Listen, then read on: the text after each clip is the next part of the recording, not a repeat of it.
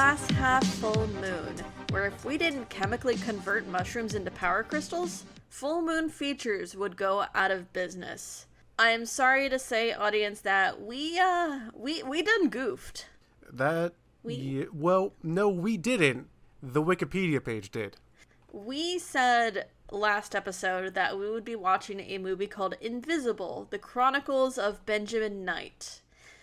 It turns out we stated that would be our next recording without actually looking at the release date of that movie.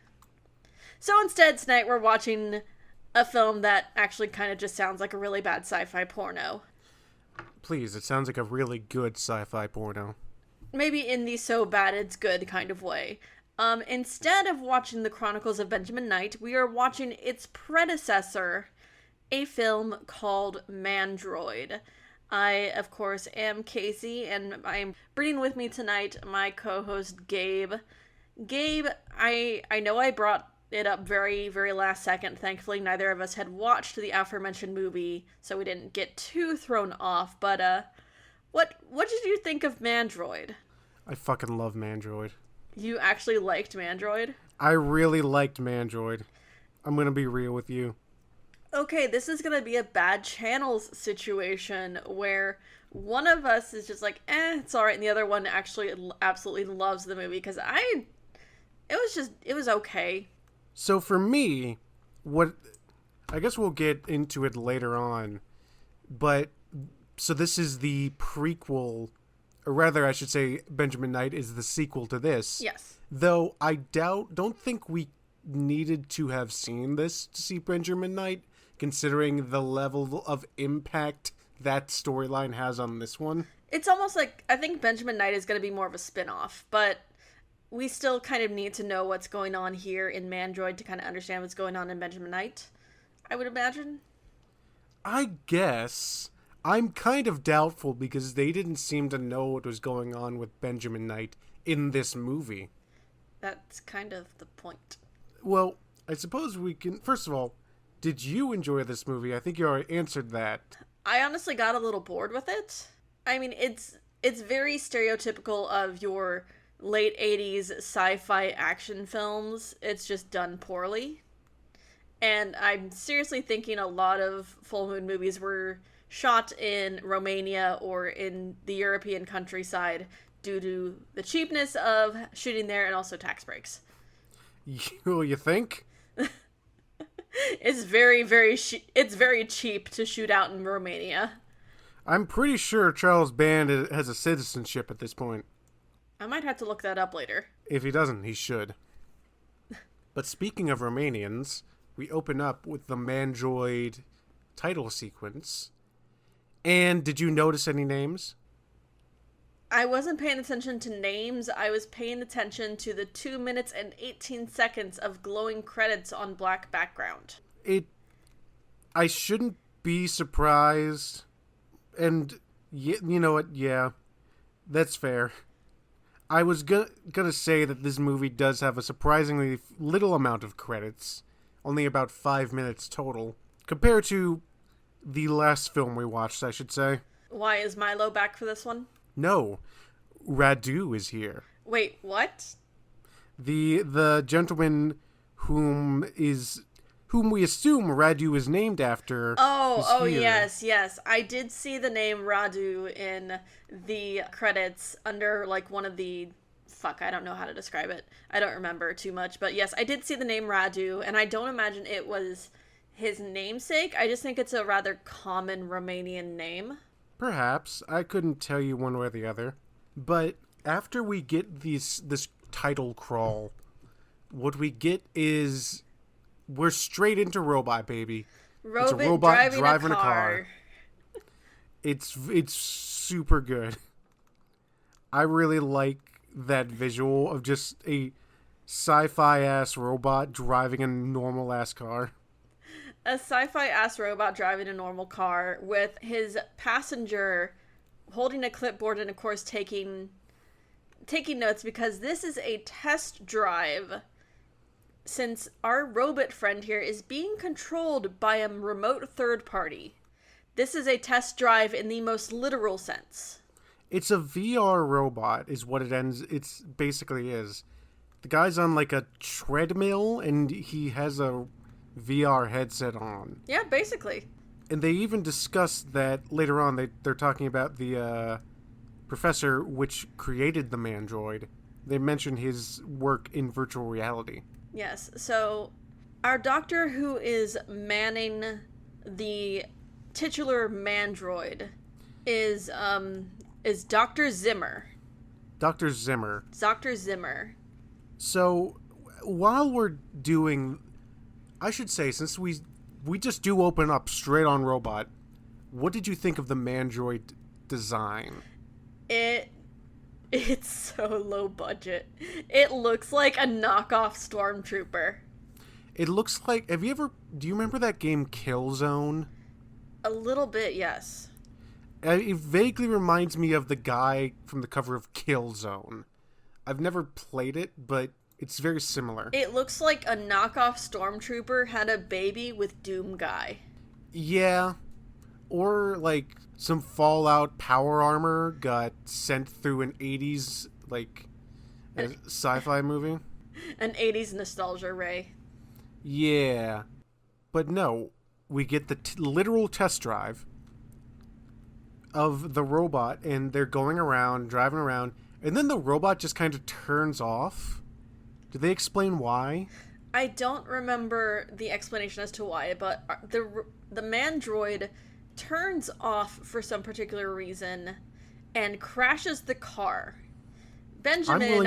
I'm willing to believe he turns off for no reason, because the movie needed to happen. I mean, in the context of the film, it is for no reason. But the car is crashed with the Mandroid at the wheel. The Mandroid, the link connection is returned, and we see that these tests are being observed by the Dr. Zimmer's partner, Dr. Drago, if that's not the most villainous name I've ever heard. No, you forget Dr. Ivan Drago. Ivan Drago. He's the villain, in case you didn't know. And obvious female love interest, Dr. Zimmer's daughter, Xana, who for some reason, despite being apparently of European descent, has absolutely no accent. You know, I didn't think about that. You're right. That's stupid. If she is Zimmer's daughter, they never explain whether she's been out of the country or not, but she has no discernible accent. Straight up American. Yeah, it's not the best. It's not well done, but... Oh, and then, so, the car crashes, right? Yes. Did we say that? Yes. And there is not an airbag to be seen, which is either an Eastern European thing or a full moon thing. I don't know. Both.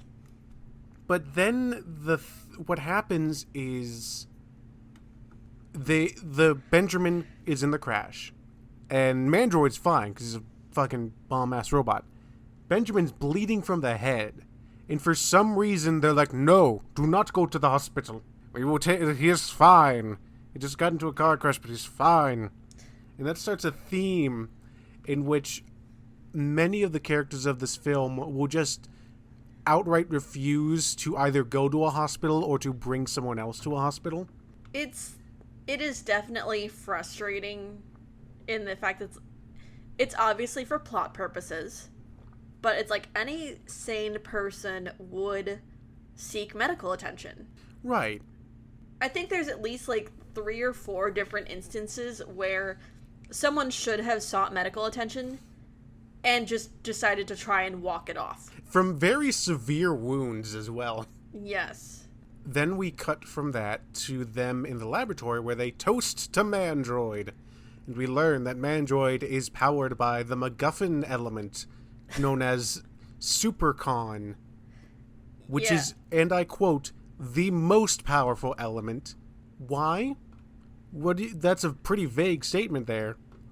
To the Supercon, as they so decree.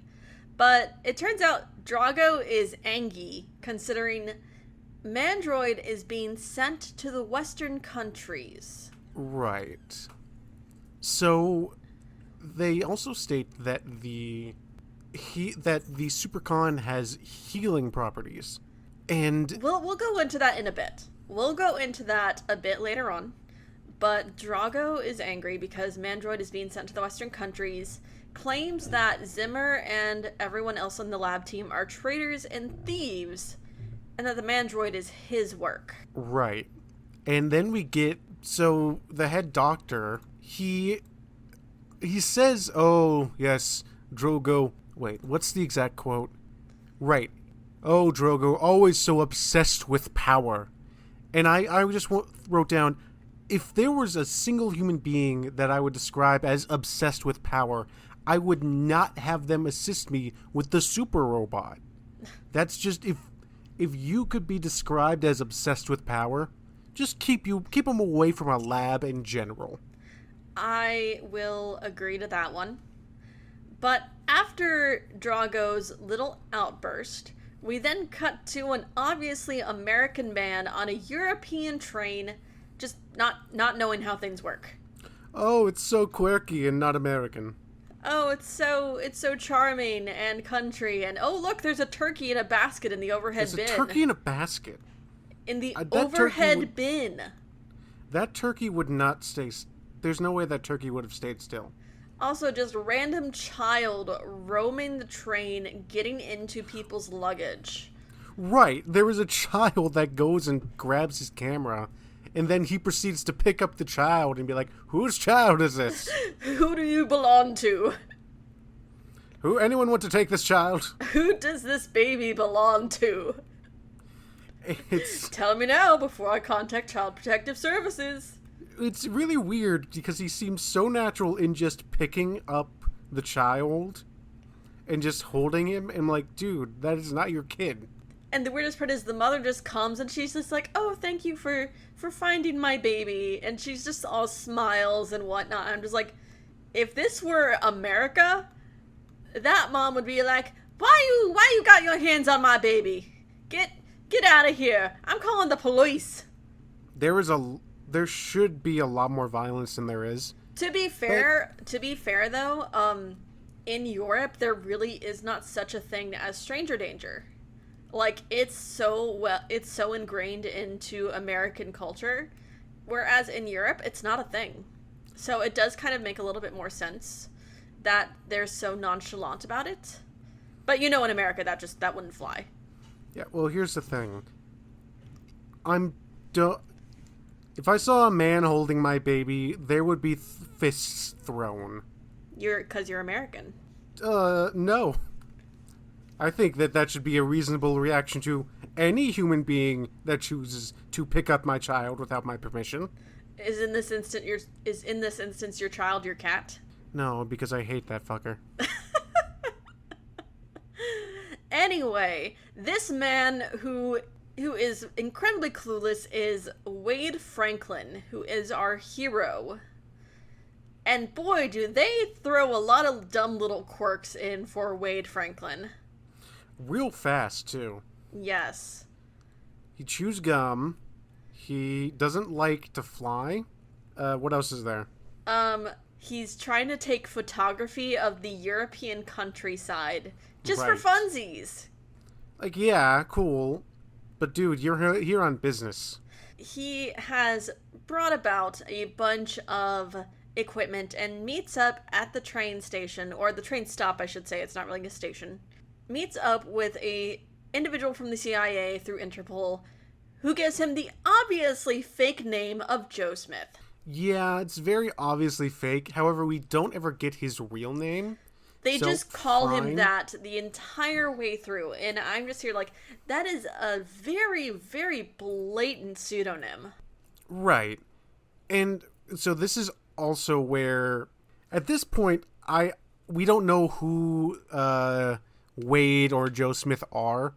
So I just see two metrosexual looking guys get off in the middle of the Eastern European countryside, And I just thought, yep, this is the Eastern European Butt Stuff Club. I mean, this is just how it works. Anyway, yeah, Joe Smith is an operative from the CIA. And I'm guessing Wade is there as either a witness or also, because he's also a scientist of sorts. They head to the Zimmer estate and meet up with Dr. Zimmer and his lab team. And we finally get an introduction into what the SuperCon is supposed to be, because they keep mentioning it without any real explanation. And here's where things get dumb. The SuperCon, as handed to Wade, is a obvious rose quartz crystal, but with the claim that it will cure diseases, can be used as fuel, and apparently started off as a mushroom spore. Yes. What the actual fuck?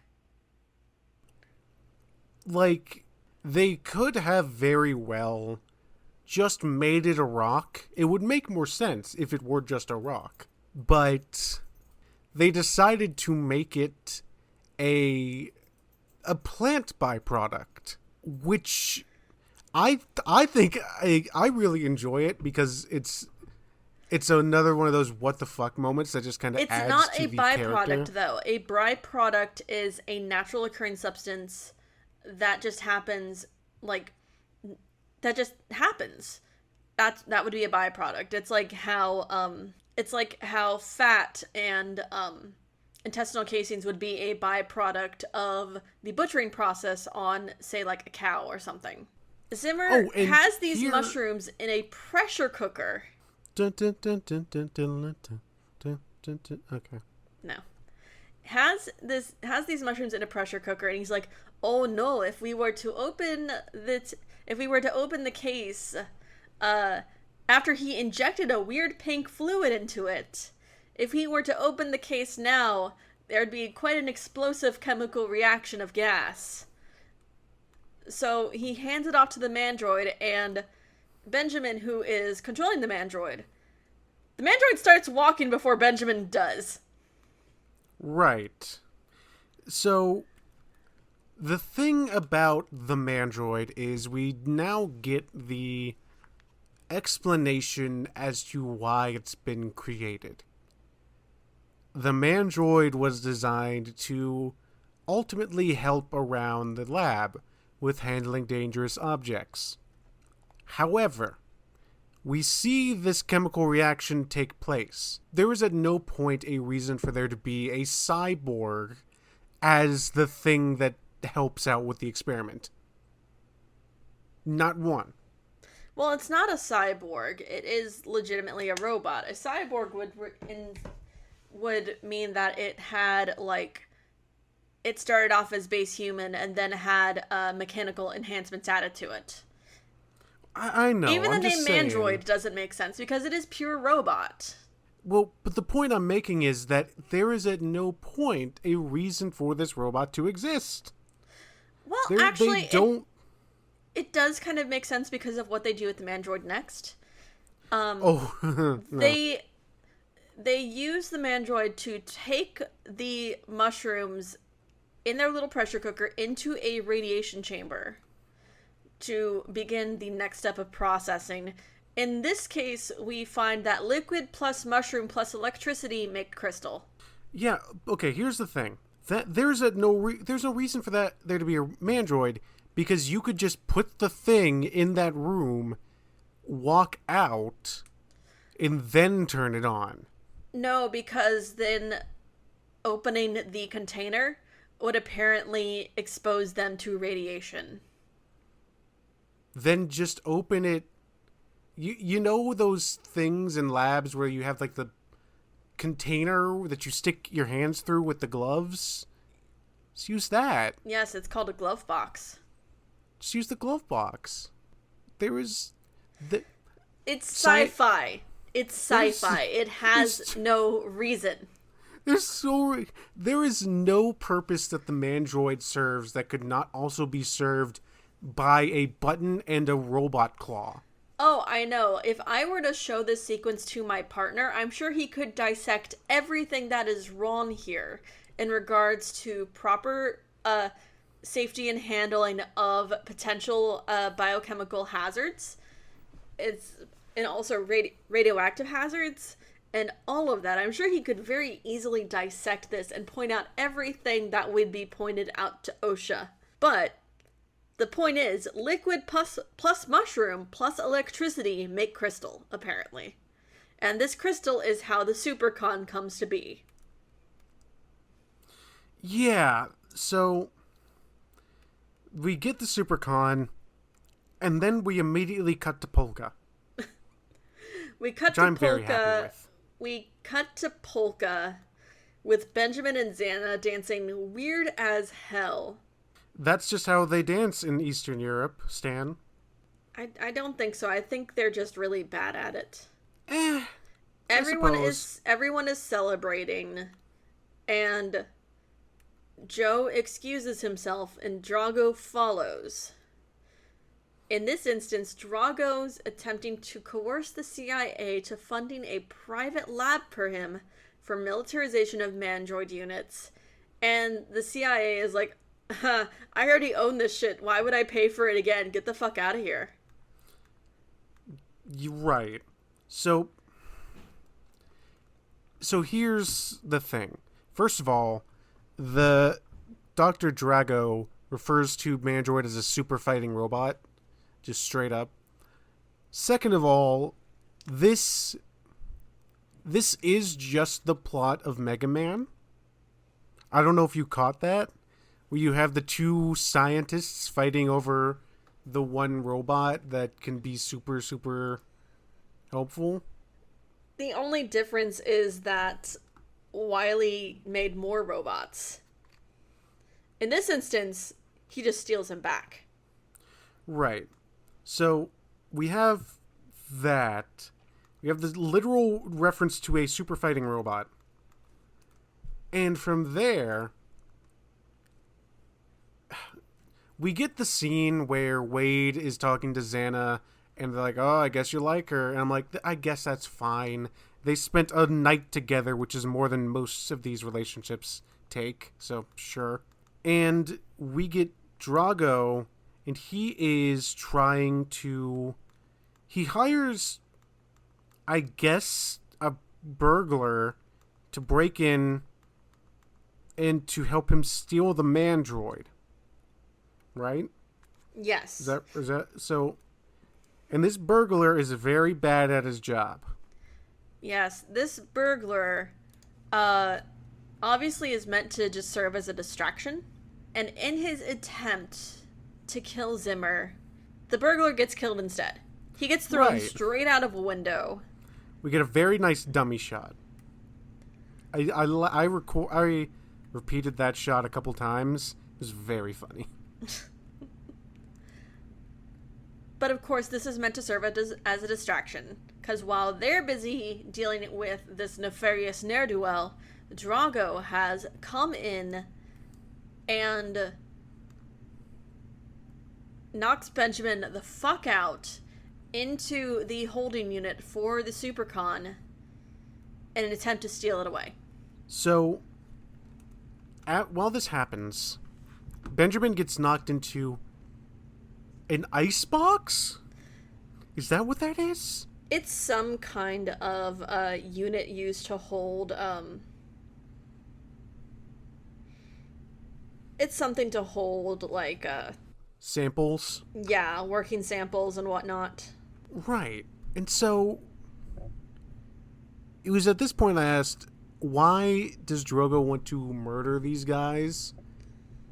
Like, they seem very super reasonable. Where if he was like, yeah, no, I'm taking my intellectual property, bye. I feel like they wouldn't like that, but they would go through with it. But whatever. Oh no, the goo. Oh no, the goo. Remember how we said that that this was gonna be a predecessor to the Chronicles of Benjamin Knight? Yeah, this is the catalyst. This is the catalyst. I forget how it happens, but the mushroom goo gets all over Drago's face. So what happens is Drago is holding the pressure cooker full of mushroom goo, and Xana shoots at him and hits the pressure cooker.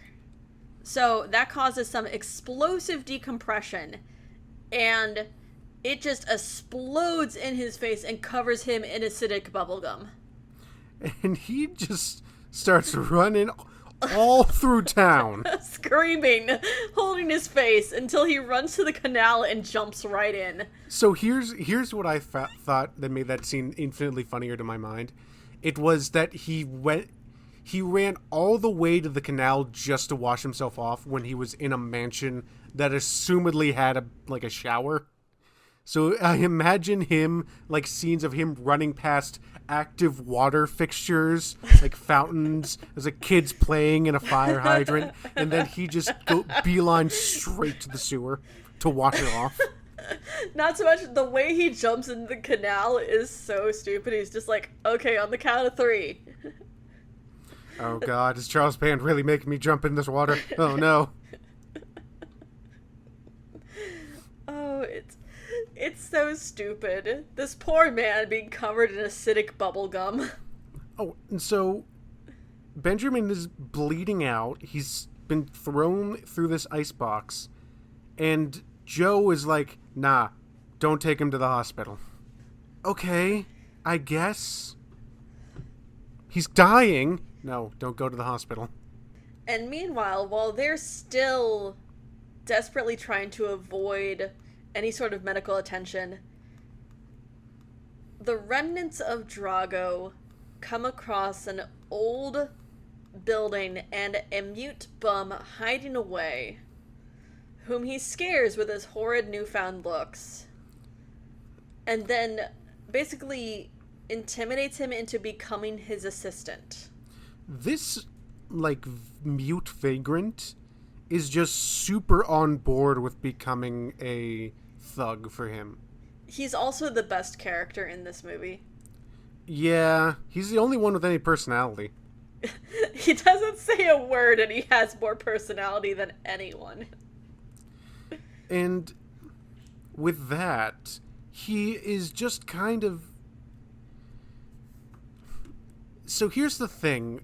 It's so often that when someone gets doused in some kind of a toxic chemical, they immediately become murderous psychopaths. Where he calls up a doctor to, I assume... No, I don't actually know what this doctor's doing. Yeah, like, Drago calls up a doctor under the guise of Dr. Zimmer saying, I need you to make a house call, we have a burn patient. And our mute bum coerces him with a gun into bringing him to Drago's newfound lair. And Drago tells him to perform an operation by candlelight with no anesthesia in this horribly unsterile environment. And Drago stays awake the whole time, instructing him on what to do. And we legitimately have no idea what the point of it even was. Right, because he doesn't end up looking We don't get a better. full face reveal until the very end of the film, unfortunately, but, like, one, there's no scarring, there's no bandages after this procedure. We legit have no idea what this doctor even did. What was the whole point? Don't worry about it. I think that's just your catchphrase now. Like, anytime I try to point out a very obvious flaw, you're like, don't worry about it. I'm just... Do we need to make shirts that say that with your face on them? It's not my catchphrase. It's No, Full it is your Moon's catchphrase at this point, because you're the one who always says it to me. And you know worrying is all I do. I'm just speaking on behalf of Mr. Band. I'm so sorry that he has made you his meat puppet. But anyway, we cut back to the Zimmer estate.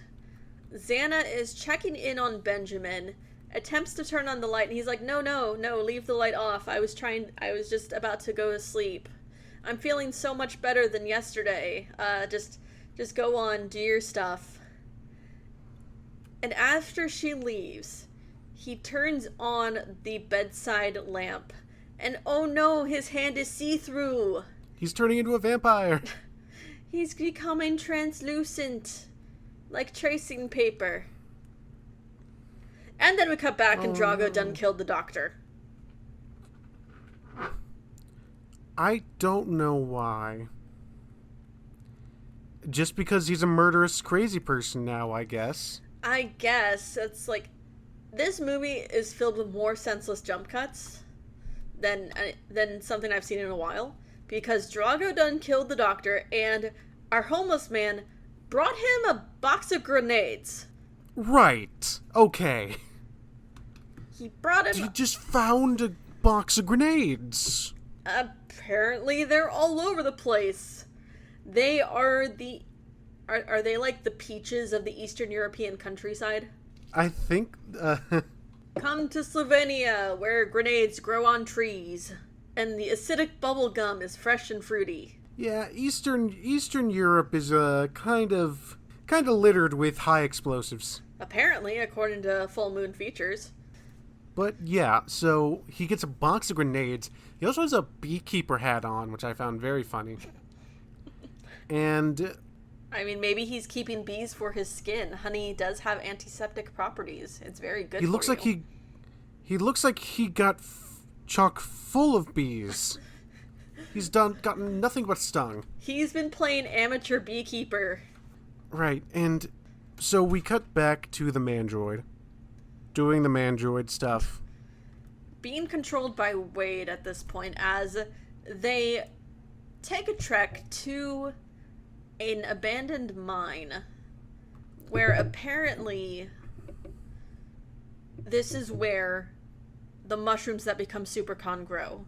And that does make sense, as fungus do tend to like warm, dark, moist places.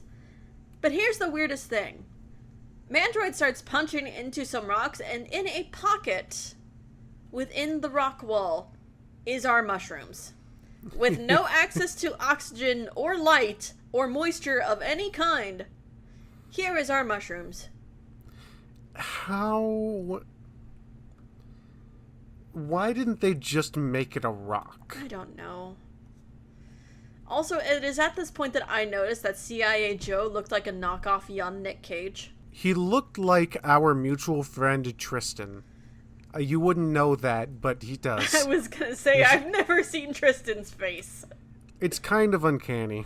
Does that mean Tristan looks like a young Nick Cage? Kinda. Oh, I'm so sorry for him. Oh, and so Mandroid gets the fungus out of the wall, which is like, why not just make it a rock? I'm done. And then we get... So Wade takes off the Mandroid suit. Apparently things have been... They already did the thing. He's back in the car. When suddenly a fucking grenade drops in. And Wade is blown to the side of the room. And Dr. Drogo takes control of the Mandroid, starts wrecking face inside the car. The car flips over. Everyone crashes. They all have concussions, are bloodied and bruised, and are like, got like glass shards in them. And then the police come up and are like, hey, yo, you just got into a massive car crash. And then Joe's like, don't you dare take me to the hospital. They make the police drive them back to the lab, and this is where we find that Benjamin is half see-through. And they finally take him away to the hospital. Dr. Zimmer just straight up says, I don't know why it's happening. Fuck you.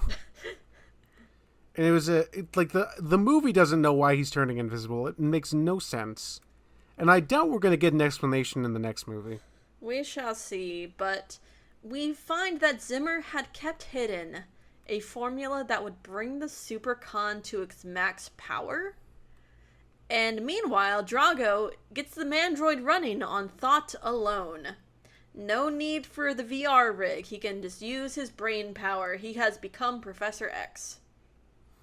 Doodle-loo, doo-doo, doodle-loo. And he also gets a iron mask, so maybe he's Doctor Doom. Possibly. Or maybe he's Magneto. Maybe he's nondescript Eastern European villain. That makes too much sense. Maybe he's insert Marvel Eastern European villain here. Oh, did we mention that... Oh, no, wait, that happens next. Where they're discussing that apparently Dr. Zimmer had an even more powerful version of the That's what I just said. Supercon. I just said that. I'm tired. What really happens next is that Drago uses the remote-controlled Mandroid to kidnap CIA Joe, and then uses him as ransom to tell Mr. Krabs to give him the formula. Right. But no! Then, Joe is working with Drago! Why? Because money. But he was already gonna get the Mandroid. Because he's working for the CIA. But the CIA was already gonna get what they wanted. They got the Mandroid, but they don't have the super-powered Supercon. And he wants the super-powered Supercon. Okay. Sure. With this ransom for the Supercon formula, we return to the mines where Zimmer had hidden the microfilm that contained it, and we just randomly find out that Zimmer is a Holocaust survivor. Yeah, no, that doesn't impact the plot at all, does it? No, just random thing thrown in. I do genuinely need to know this, because Charles Band is a Marvel fanboy. We know that because of Dr. Mordred. Did he pull this from X-Men? Because I believe Magneto also was a survivor of the Holocaust. That is true, you're not wrong. There could very well be some overlap here, where he just took these ideas and didn't know what they meant or how they impacted the plot. He just put them in there because I guess they work. Do they work? And I'd know. Exactly. They don't work. Oh, and so after this we get a scene where Joe had his gun taken. And the Vagrant is playing with his gun. And Drago is like, "No, what, do you not trust me? Do you want your gun back? The Vagrant will take good care of it." It is at this point where we recognize that the homeless man is the best actor. Yeah, he's having a real good time. He's just hamming it up. It's wonderful. And so the good guys come in with a tank, which we don't realize why at first, but then they reveal they got the police involved. Good on them. However, they have so many police officers. It's like a clown car of Eastern European police officers pouring out, all armed with assault weapons. It's absurd. You know who should have been there? Lieutenant Marin. Yeah. He should be in every movie. Him and Professor Popescu should be in every movie. For no real reason. Just there. It's like the Stan Lee cameos. But it is at this instance they attempt to do the trade-off with Mandroid and CIA Joe. And the Drago droid takes Joe's gun, shoots Zimmer, and CIA Joe gets shot trying to stop Drago droid. So whose side is he on? First we think he's a double agent, but now he's a double agent? Okay, no. Here's what happened. Drogo was like, "Yeah, no, we'll make the trade. I'll get the thing, and you get the thing." But that was meant to be the extent of it. So when Drogo, again, if you get covered in toxic chemicals, you just become a murderous asshole for no reason. And so when that happened, he was like, "Well, I guess now that I have my thing, I'll kill my rival now." And he shoots him in the chest. And then when Joe is like, that wasn't part of the plan, he tries to stop him, the Mandroid, in a very flat tone, just says, "Damn it, Joe, we had a deal." Shoots him in the chest. And it's like, that wasn't the deal. We had a deal. I was going to shoot all of these people. Didn't you know? That was a thing? This movie is a mess. This movie is a straight mess. Also, Joe, bullets are a minor inconvenience for him. Apparently, because he gets up just fine, whereas Zimmer straight up dies from his gunshot. The Drogo droid runs into the abandoned building that he had them all meet him at. And of course the police follow, Wade follows, CIA Joe follows, and Homeless Man takes out more guys and he just has more guns. We get a really good shootout action scene, genuinely. There is so much gunfire in this stupid old building, I kind of stopped paying attention. I would say there's more gunfire in this one scene than the rest of the movies we've watched combined. Although the best bit is we get a showdown between Joe and Homeless Vagrant, and they just keep shooting each other until they're both down. Keep shooting each other. They keep shooting each other. They keep shooting each other. They both run out of ammunition. Homeless Vagrant smiles, but then Joe reaches into his waistband, pulls out a second gun, and shoots Homeless Vagrant. They were both going to die either way. I think Joe just wanted to shoot him. They both shoot each other to death. It's just that Joe got the last word in. Because he had a second gun. And I think that's really funny. It's so stupid. It's probably my favorite bit in this movie, though. Just... the shootout between Homeless Vagrant and CIA Joe. And with this, we have Wade and Drago as the last ones standing, because of course they are. Right, and when this happens, Wade just kind of runs in. We should also say that there has been, in the beginning, during the car, they were talking about the eye, and how the eyes were subpar, or whatever. Yeah. And then in this final scene, the Mandroid gets shot in the eye, and that is used to kind of deactivate him. And after that, Wade is already wounded. He got shot by Drago. And Wade is literally like, "Drogo, wait!" Reaches over, grabs a grenade. "Goodbye." Just throws a grenade he just randomly finds. Brings down a ton of debris onto Drago for a very anticlimactic ending. Well, we're not all the way done, as we next have a scene where Benjamin Knight is completely wrapped up in bandages because he's the Invisible Man now. But is he Claude Rains or Kevin Bacon? No, he's the guy from the recent remake, the one with the cameras around the suit. Oh no. Oh no. That's not a good one to be. But we also get Wade is a cripple now. He has the Mandroid. Wade is now in a wheelchair, and of course he and Xana are smooching because she's, of course, the obvious love interest. She has dead daddy syndrome. They have had no real interaction. Other than the party scene. That was like 10 minutes. They've had no major interaction that would give way to romantic interest. It's only been 2 days.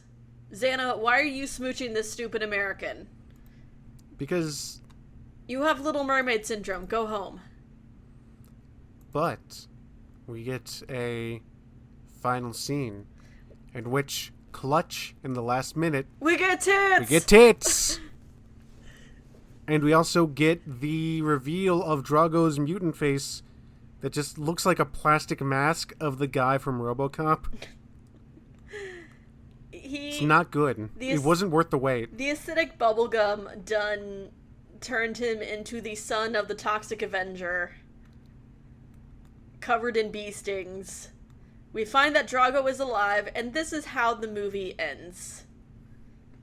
Nothing really extraordinary. Pretty average. I thought it was great. I didn't care for it. For me, what kept me interested was how there was always something else happening. Like, even when it was just people running around doing stuff, they were, like, shooting guns or throwing grenades, or even then, there was something happening, which kept my interest. But, so I have a new segment, Casey. Oh no. What are you making Which me is, well, so we just recently had our first crossover film with Demonic Toys versus Doll Man. Yes. So I have to ask you, with the repertoire of characters that we have seen thus far, who are you pitting Mandroid against? Who am I pitting Mandroid against? I would pit Mandroid against the giant robot from Crash and Burn. Or the androids from Crash and Burn. Ooh, that's a good one. I was gonna say the weird nightmare monster from Shadow Zone. I was thinking that too, but I was thinking Bill Moseley from Crash and Burn. That is a very good answer. But also, I just need more Bill Moseley in my life. Yeah, that's fair. And plus, you know, between the guy who played Wade in this and Bill Moseley in Crash and Burn, they would both ham it up to the extreme, and it would be wonderful. It would be very good. But that is the end of this episode. Would you recommend anyone watch this? I would. I thought it was a blast. I wouldn't. I didn't care for this one. We will have to agree to disagree. But, Casey, what's next? Next week, we actually watch The Chronicles of Benjamin Knight, because, like I said in the beginning, we done goofed. And we're gonna fix this, and we're finally gonna talk about that next week. So, let's see how many Invisible Man jokes they can cram into an hour and a half. I wonder how much of that movie is just going to be a camera watching empty space. We shall see, but until then, stay away from the Eastern European countryside and acidic bubblegum, and y'all have a horrible evening. Goodbye. Bye!